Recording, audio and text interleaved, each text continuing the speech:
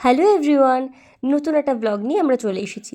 আজ একটু ঘুরতে বেরিয়েছিলাম তিনজন মিলে শান্তিপুরের একটা ছোটোদের পার্কে।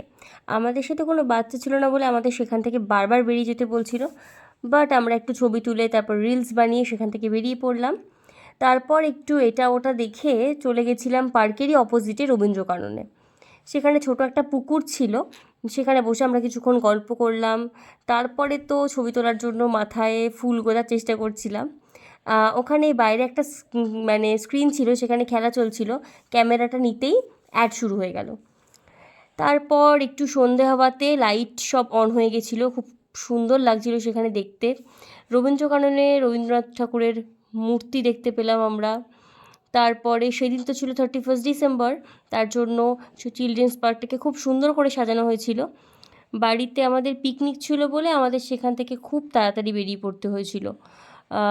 অনেক জায়গাতেই সেদিন পিকনিক হচ্ছিল, তো অনেক লাইট চারিদিকে, গান চলছিল অনেক।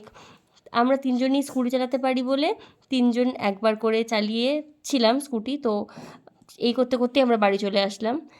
তো দেখা হচ্ছে নেক্সট মিনি ব্লগে। টাটা।